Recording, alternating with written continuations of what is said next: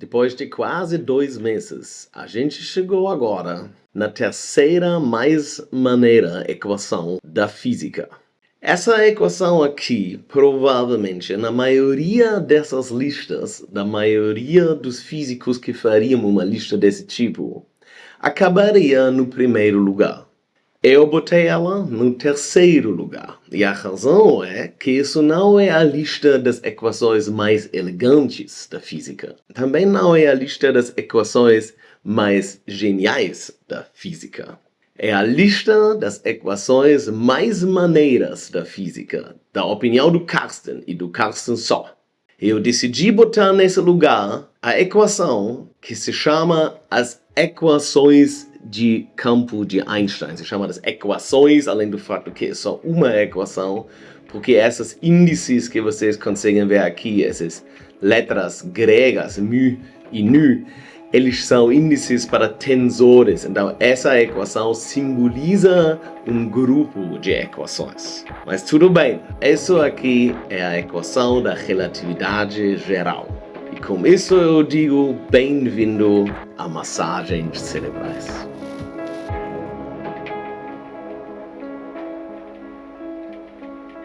Para começar, historicamente, a gente vai ter que começar com Isaac Newton de novo.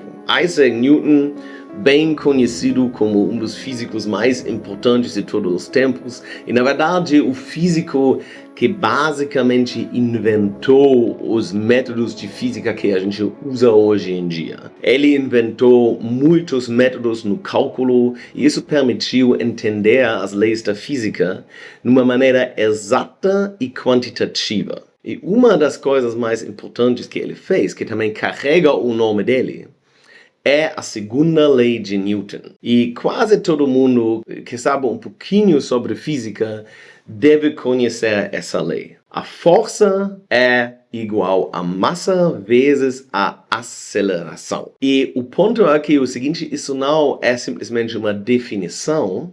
Isso significa que quando você tem um ponto e você aplica forças diferentes, isso vai acelerar essa coisa.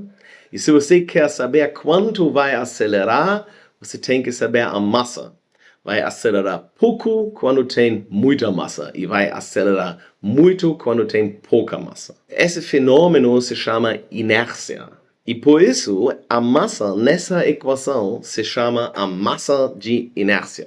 A massa que define quão difícil é tirar você do seu estado de movimento ou de ser. Então, é muito difícil tirar a Terra do estado em qual ela está, porque ela é muito pesada, mas é muito, muito fácil tirar um pouco de poeira, porque tem uma massa minúscula. E todo mundo sabe que quando uma coisa tem mais massa, é mais difícil acelerar essa coisa.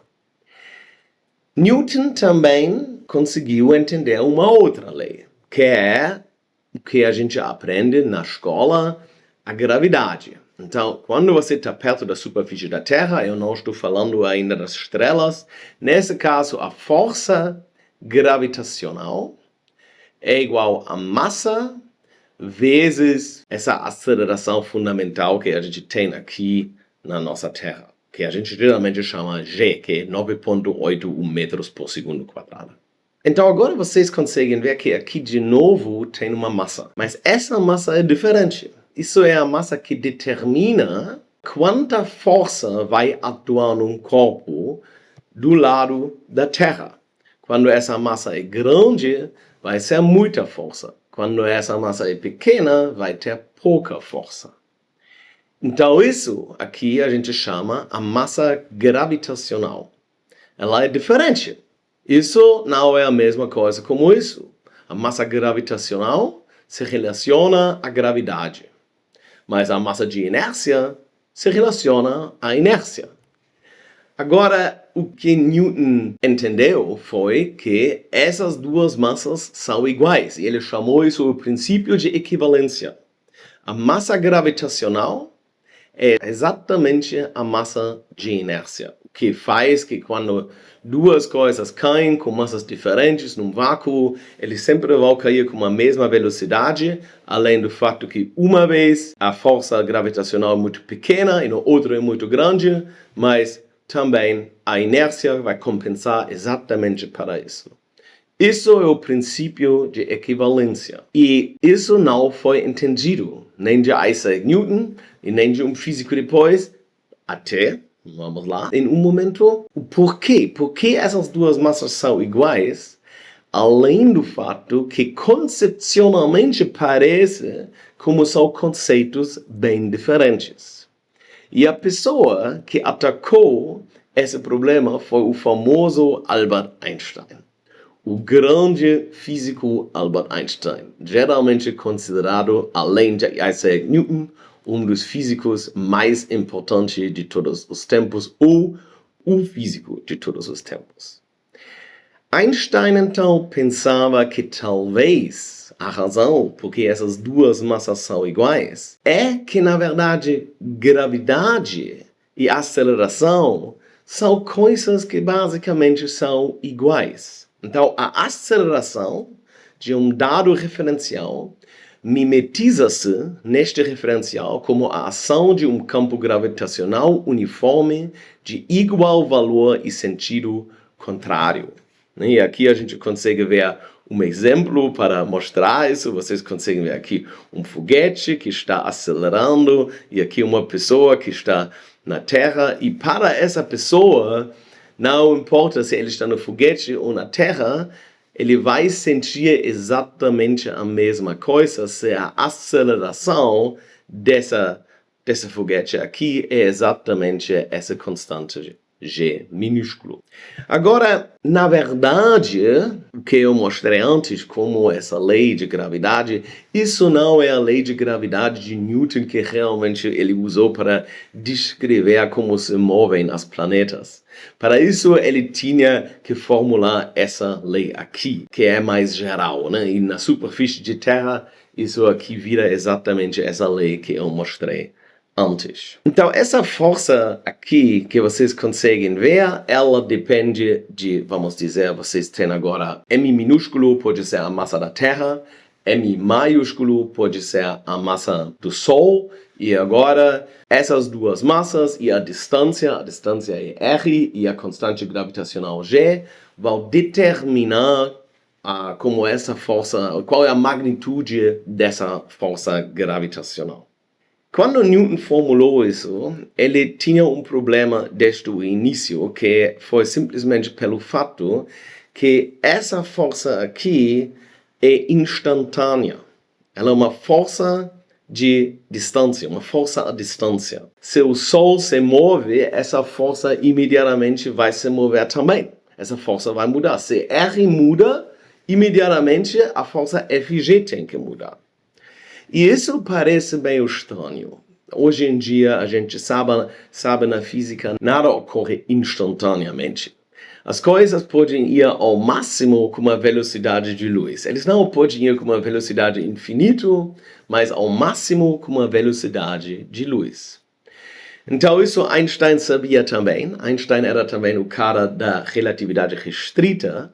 E assim ele desenvolveu a relatividade restrita, suponhando que nada pode ser mais rápido do que a luz. Porque isso, na opinião dele, foi uma propriedade do espaço-tempo. As pessoas entendem isso muitas vezes errado. A velocidade de luz, a gente chama a velocidade de luz porque a luz foi a primeira coisa que a gente observou que tem essa velocidade.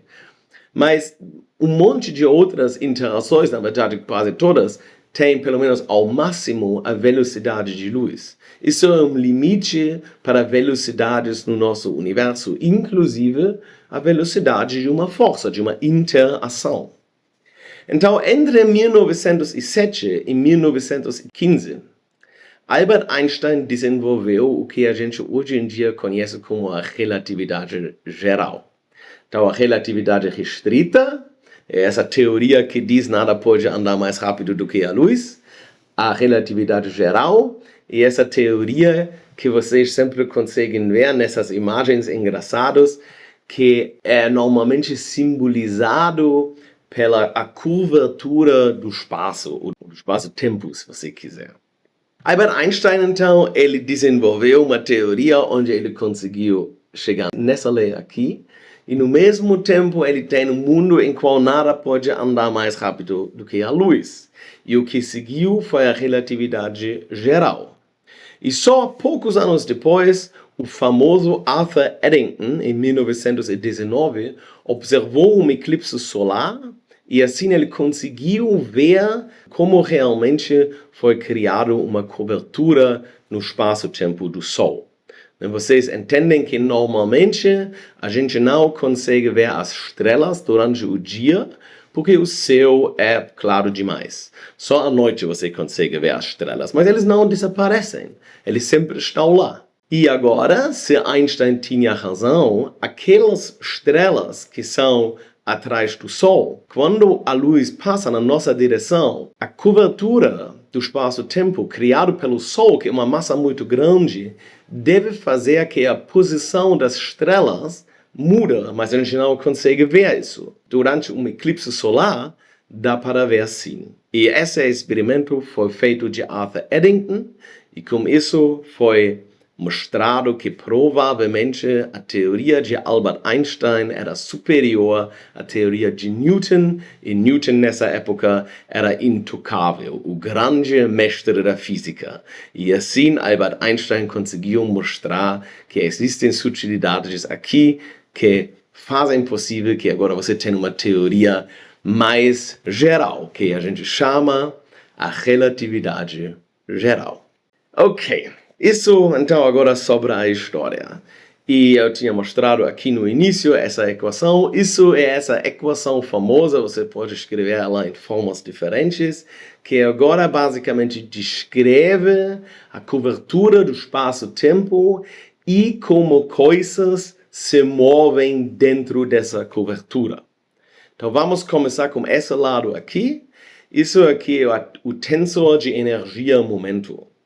E ele basicamente diz o que agora vai acontecer, né? O que realmente é que a energia e o momento, como eles se comportam, como o fluxo da densidade, o fluxo da energia se comporta. Então, quando você tem uma equação desse tipo, você quer saber o que acontece. Aqui você tem o que acontece, mas claro que a existência de massas e dessas coisas, que também são energia, vai influenciar então o espaço-tempo, porque massas em si, como a gravidade deles, é fortemente acoplado para a curvatura do espaço-tempo. Na verdade, são formulações diferentes para a mesma coisa. Então, para entender isso, a gente olha para o outro lado dessa equação, e o primeiro termo aqui é a curvatura do espaço-tempo. Muitas vezes o primeiro e o segundo termo eles são juntados para, acho que isso se chama o tensor de Einstein, né? Mas às vezes não. Então isso basicamente é a curvatura de espaço-tempo, né? Como geometricamente você pode imaginar o espaço-tempo como ela é. O segundo termo tem a ver com a mudança na métrica. E a mudança da métrica é algo, né, se você, por exemplo, tem um triângulo, né, vocês talvez sabem que os ângulos de um triângulo, se você adiciona todos, você chega em 180 graus. Mas se você botaria um triângulo, por exemplo, numa esfera, agora esses ângulos não se adicionam mais para 180 graus. Porque você mudou a métrica do sistema. Então, essa curvatura em si está dentro desse termo. E, além disso, tem esse outro famoso termo que a gente chama a constante cosmológica, que Einstein primeiro supunhou que é zero, que é uma coisa que a gente agora não vai discutir nesse contexto hoje, além do fato que isso seria possível, porque a equação de Einstein, ou a equação do campo de Einstein, é tão profundo, tem tanta coisa para fazer lá, existem um monte de físicos que fazem nada mais do que trabalhar com essa equação, existem um monte de matemáticos que fazem nada mais do que trabalhar com essa equação, tem possibilidades infinitas para discutir certas coisas aqui. Mas a gente foca agora só em uns específicos desses. Eu tinha mencionado, então, que essa equação você pode também escrever num grupo de equações. Você tem os direções de momento, você tem a energia e muito mais. Então, isso significa que dessa equação pode ser naturalmente deduzida bastante coisa. Por exemplo, a conservação de energia. A conservação de energia é uma coisa muito importante da mecânica, mas também da termodinâmica, né? A gente conhece a conservação de energia da física de todos os lugares. Ela faz parte dessa equação. Também a conservação do momento. Também a força gravitacional de Newton. Então, se você agora faz certas aproximações, você vai acabar com exatamente a mesma força gravitacional que eu tinha mostrado antes. Isso se chama o princípio de correspondência. Quando você cria uma nova teoria, e Einstein criou uma nova teoria, você sempre tem que verificar que ela é consistente com teorias históricas. Porque essas teorias já foram mostradas muitas vezes para estar certo. Existem coisas onde eles não estão certos, mas na maioria eles estão certos. Então você tem que mostrar agora que a sua nova teoria ainda é consistente com tudo que foi antes. E isso Einstein conseguiu mostrar. Mas agora a gente conseguiu ver também que a gravidade não é mais uma força normal. Se você tem física no ensino médio, se você tem física na faculdade, se você se interessa para física, você tem sempre essas forças, essa força é formulada assim e assim. Agora, nessa teoria, essa específica força não é uma força. A gente sente como uma força, mas na verdade a gravidade e a aceleração são entidades que são fortemente conectados e a gente sente isso como uma força, mas no fim é algo sobre o espaço-tempo. Assim, as equações de Einstein dizem algo sobre a geometria do espaço-tempo. E tudo que existe no nosso universo existe dentro do nosso espaço-tempo. Isso é óbvio, né? Porque você não pode existir fora do espaço-tempo. Tudo que você pode tocar, tudo que te afeta, tudo que tem relevância existe dentro desse espaço-tempo. E os físicos às vezes dizem, por isso tudo gravita. Tudo gravita, tudo sofre da gravidade. Porque a gravidade diz algo sobre a geometria do espaço e não é algo para que você tem que ser sensível, né? Por exemplo, se você pensa sobre um fóton que é luz, não tem uma massa. Então, teoricamente, olhando para as equações de Newton, como não tem massa, a força deve ser zero. Mas o fóton ainda sente a gravidade porque o fóton vive no mesmo espaço-tempo. Então, isso significa que se você tem agora um raio de luz, como aqui, né? E agora você teria uma massa muito grande, agora esse raio de luz seria desviado simplesmente pelo fato que ele tem que viver nesse espaço-tempo. Isso é obviamente algo extremamente grande e interessante. Então, qual é a herança e o impacto histórico? E agora vamos começar, porque é claro que a relatividade geral tinha um impacto enorme. Primeiro, a gravidade foi uma geometrização da gravidade. Isso é a relatividade geral foi uma geometrização da gravidade. E isso inspirou e no mesmo tempo foi uma unificação de muitas leis diferentes. Então, dentro da gravidade, como vocês conseguiram ver, tudo foi unido em uma equação simples. Isso foi uma unificação.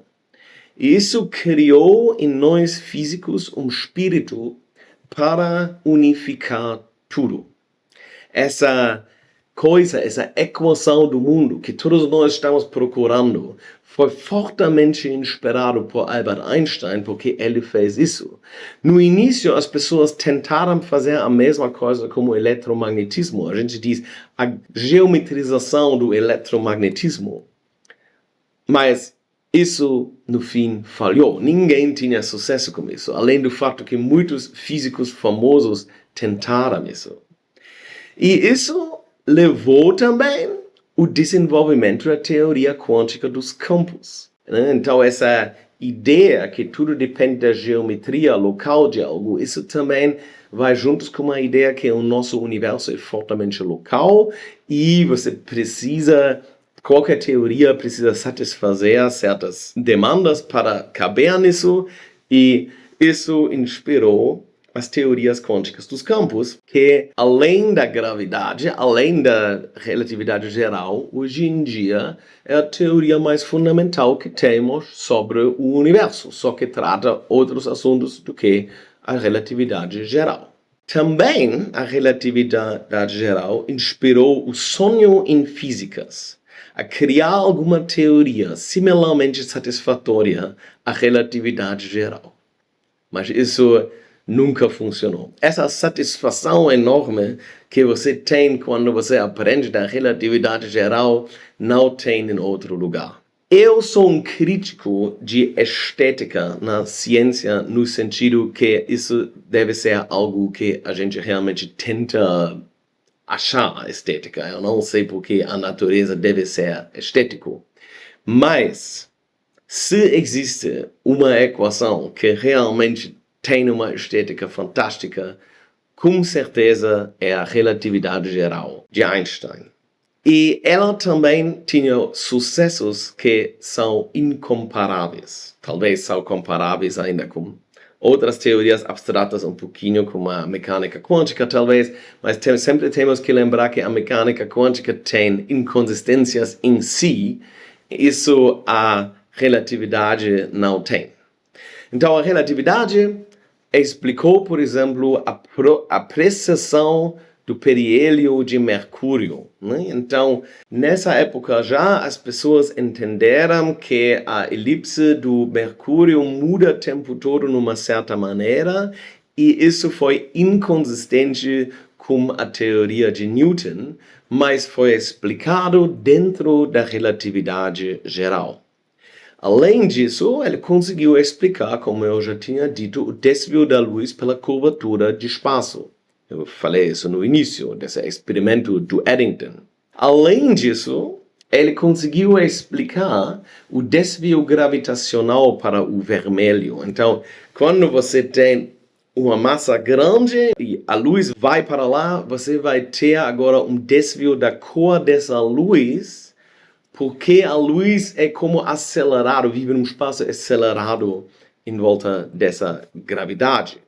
Um outro exemplo que sempre é muito interessante é o tempo perto da Terra não anda com a mesma velocidade, se você quiser, do que em satélites. Isso é muito bem provado, e isso também é uma razão da curvatura do espaço-tempo. Além disso, a gente tem as ondas gravitacionais, também algo que foi previsto da relatividade geral, já foi previsto antes, um pouquinho de Poincaré, mas faz parte dessa teoria, e, como talvez vocês sabem, relativamente recentemente foram provados a existência de ondas gravitacionais. Só para deixar isso claro, isso não foi tudo. Existem muito mais experimentos super legais que dão apoio para a teoria da relatividade geral. Então agora alguém pode se perguntar, então por que a gente não acha que isso agora é o fim? É a teoria mais fundamental e melhor que a gente já vai achar. E aqui eu tenho que dizer, eu estou recebendo um robocall, todo mundo tem isso? Tirei. Então existem desafios enormes na unificação dos campos quânticos com a gravidade. E isso é a razão por que a gente está forçado, de uma certa maneira, pensar que pelo menos uma dessas duas teorias não é realmente fundamental. Especificamente essas teorias das cordas que vocês provavelmente já escutaram, sempre tentem implementar gravidade nos campos gravitacionais. Isso se chama a quantização da gravidade, como graviton. Isso é uma aproximação para resolver esse problema que até agora não tinha sucesso e, vamos dizer honesto, né, as teorias das cordas tentam isso agora faz 50 anos, eu não sei o que, provavelmente não vai ter mais sucesso porque muitas pessoas muito inteligentes tentaram e não funcionou, e parece como isso não é a aproximação para resolver esse problema da humanidade. Então você tem basicamente duas possibilidades: a quantização da gravidade ou a geometrificação de campos quânticos. E isso, muitas pessoas não estão cientes disso. Isso basicamente são os dois cenários. Ou você acha algo superior, em qual você consegue naturalmente desenvolver as outras teorias. Eu acho que isso é algo que, por exemplo, Stephen Wolfram tenta, mas eu não sei exatamente, nunca realmente olhei nisso. Interessantemente, a quantização de gravidade é algo que para muitos físicos, eles acham que isso é o jeito certo. Um monte de físicos que são muito barulhentos, que vocês conseguem ver nas mídias, que são muito presentes dos Estados Unidos, acham que a teoria quântica dos campos é mais fundamental do que a gravidade, do que a relatividade, e por isso eles procuram sempre para a quantização de gravidade. No outro lado, você pode também tentar geometrificar campos quânticos. Isso é algo que, por exemplo, o famoso Eric Weinstein, o cara que muitas pessoas não gostam, que parece um pouco estranho, mas que vende a sua ideia com muita força. Isso se chama Geometric Unity, unidade geométrica. Isso vem de lá. Então, isso são as duas possibilidades. E a gente não sabe como resolver, mas eu acho que é absolutamente interessante e simplesmente por razões estéticas.